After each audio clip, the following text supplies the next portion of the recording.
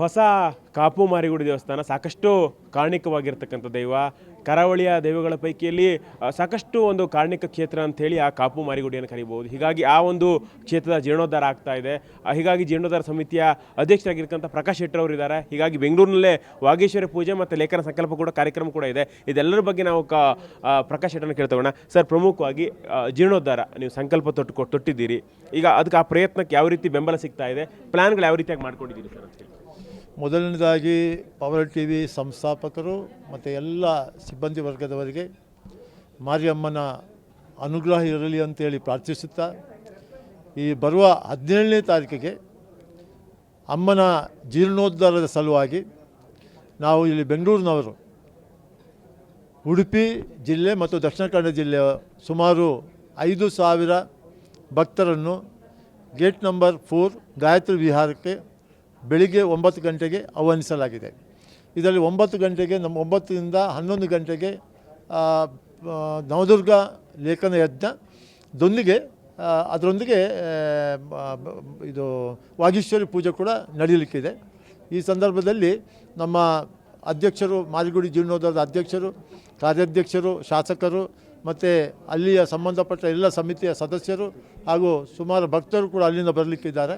ಹಾಗೆ ಅವರ ಜೊತೆ ಇಲ್ಲಿಯ ಭಕ್ತರು ಸೇರಿ ಈ ಒಂದು ಅಮ್ಮನ ಒಂದು ಅನುಗ್ರಹದೊಂದಿಗೆ ಈ ಒಂದು ಪೂಜೆಯನ್ನು ಮಾಡಲಿಕ್ಕಿದ್ದೇವೆ. ಸರ್, ಈ ಪೂಜೆಗೆ ಆ್ಯಕ್ಚುಲಿ ಈಗ ರಿಜಿಸ್ಟ್ರೇಷನ್ ಅಂತ ಹೇಳಿ ನೋಂದಣಿ ಈಗಾಗಲೇ ಮಾಡ್ಕೊಂಡಿರೋಂತಲ್ಲಿ ಮತ್ತೆ ಈಗ ರಿಜಿಸ್ಟರ್ ಮಾಡ್ಕೊಳ್ಬೇಕು, ಅವ್ರಿಗೆ ಅವಕಾಶ ಇರುತ್ತೆ, ನೇರವಾಗಿ ಬಂದರೆ ಅವಕಾಶ ಸಿಗುತ್ತೆ ಸರ್, ಹೆಂಗೆ ಇರುತ್ತೆ? ಈಗಾಗಲೇ ಒಂದು 4,000 ಭಕ್ತರು ರಿಜಿಸ್ಟರ್ ಮಾಡ್ಕೊಂಡಿದ್ದಾರೆ.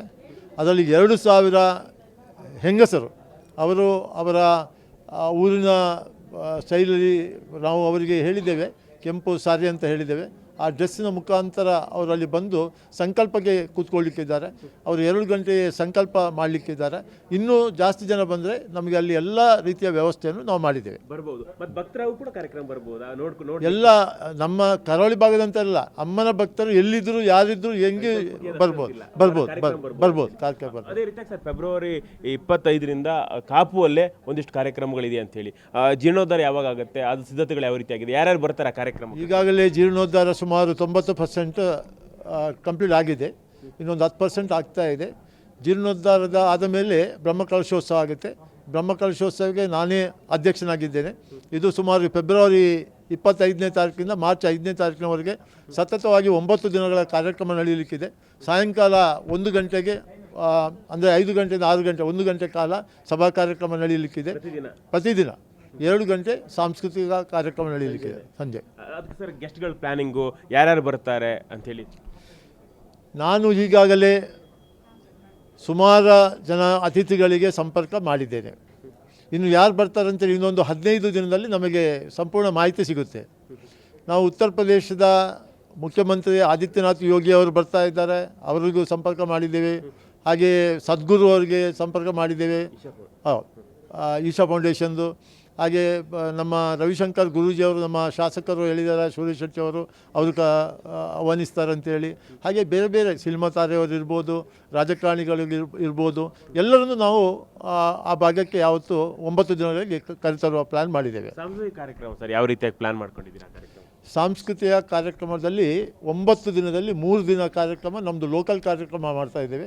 ಒಂದು ದಿನ ಆಳ್ವಾಸ್ದು ಸಾಂಸ್ಕೃತಿಕ ಕಾರ್ಯಕ್ರಮ ನಡೆಯಲಿಕ್ಕಿದೆ, ಇನ್ನೊಂದು ಪಟ್ಲ ಫೌಂಡೇಶನ್ದು ಯಕ್ಷಗಾನ ನಡೆಯಲಿಕ್ಕಿದೆ. ಹಾಗೆ ಒಂದು ದಿನ ಶಿವದೂತ ಗುಳಿಗೆ ನಾಟಕ ನಡೀತಾ ಇದೆ. ಹಾಗೆ ನಮ್ಮ ಹರಿಹರನ್ ಬರ್ತಾ ಇದ್ದಾರೆ, ಸೋನು ನಿಗಮನ್ನು ಅಪ್ರೋಚ್ ಆಗಿದ್ದೇವೆ. ಹೀಗೆ ಬೇರೆ ಬೇರೆ ಇಂಡಿಯನ್ ಐಡಲ್ದು ಅರುಣಿತಾ ಮತ್ತು ಪವನ್ದೀಪ್ ಅವರನ್ನು ಕರೀತಾ ಇದ್ದೇವೆ. ಈ 9 ದಿನ ಕಾರ್ಯಕ್ರಮಕ್ಕೆ 9 ದಿನಕ್ಕೆ 2 ಗಂಟೆಗೆ ಪ್ರೋಗ್ರಾಮಿಗೆ ಯಾರೆಲ್ಲ ಇನ್ನೊಂದು 15 ಟೀಮ್ ನಾವು ಶಾರ್ಟ್ ಲಿಸ್ಟ್ ಮಾಡಿದ್ದೇವೆ. ಅದರಲ್ಲಿ 9 ಜನ ಈಗ ಫಿಕ್ಸ್ ಮಾಡ್ತಾ ಇದ್ದೇವೆ. ಸರ್, ಕರಾವಳಿ ಟೆಂಪಲ್ ಟೂರಿಸಮ್ ಸಾಕಷ್ಟು ಕೊಡುಗೆಯನ್ನು ನೀಡ್ತಾ ಇದೆ, ಬೇರೆ ಬೇರೆ ದೇವಸ್ಥಾನಗಳಿದೆ. ಅದೇ ರೀತಿ ಕಾಪು ಮಾರಿಗುಡಿಗೆ ಭಕ್ತರು ಬಂದರೆ ಏನೇನು ಸೌಲಭ್ಯ, 100 ಕೋಟಿ ವೆಚ್ಚದಲ್ಲಿ ಏನೋ ಕಾರ್ಯಕ್ರಮ ಆಗ್ತಾ ಇದೆ, ಪ್ಲ್ಯಾನ್ಗಳಿದೆ ಅಂತ ಏನೇನು ಪ್ಲ್ಯಾನ್ಸ್ ಮಾಡ್ಕೊಂಡಿದ್ದೀವಿ ಸರ್? ಈಗ ಸುಮಾರು 80 ಕೋಟಿ ರೂಪಾಯಿದು ನಮ್ಮ ಜೀರ್ಣೋದ್ಧಾರದ್ದು ಒಂದು ಪ್ರಾಜೆಕ್ಟು. ಈಗಾಗಲೇ ಸುಮಾರು ನಾನು ಹೇಳಿದಾಗೆ ಒಂದು 80-90% ಕೆಲಸ ಕಂಪ್ಲೀಟ್ ಆಗಿದೆ. ನೀವು ಅಲ್ಲಿ ದೇವಸ್ಥಾನದಲ್ಲಿ ಅಮ್ಮನ ಜೀರ್ಣೋದ್ಧಾರ, ಅಮ್ಮನ ಸನ್ನಿಧಿಯಲ್ಲಿ ಅಲ್ಲಿ ಏನೆಲ್ಲ ನಡೀತದೆ, ಏನೆಲ್ಲ ಆಗ್ತಾ ಇದೆ ಅಂಥೇಳಿ ತಾವುಗಳು ಇನ್ನೊಂದು ನಮ್ಮ ಈ ಪೂಜೆಗೆ ಬ್ರಹ್ಮಕಲಶೋತ್ಸವ ಬರುವ ಸಮಯದಲ್ಲಿ ನೀವು ನೋಡ್ಬೋದು. ಖಂಡಿತ ಇದು ಒಳ್ಳೆಯ ಭಾರಿ ಪವಾಡ ಇರುವ ಕಾರಣಿಕ ದೇವಸ್ಥಾನ. ಮಾರಿಯಮ್ಮನ ದೇವಸ್ಥಾನದ ಭಕ್ತರು ಲಕ್ಷಾಂತರ ಭಕ್ತರು ಈ ದೇಶದಲ್ಲಿ ಅಲ್ಲದೆ ಪರದೇಶದಲ್ಲೂ ಕೂಡ ಇದ್ದಾರೆ. ಓಕೆ ಓಕೆ ಓಕೆ ಇದಿಷ್ಟು ಕೆ ಪ್ರಕಾಶ್ ಶೆಟ್ಟರ್ ಮಾತುಗಳು. ಕ್ಯಾಮ್ರಾಮನ್ ಪ್ರಶಾಂತ್ ಜೊತೆ ರೂಪೇಶ್ ಬೈಂದೂರು, ಪವರ್ ಟಿವಿ, ಬೆಂಗಳೂರು.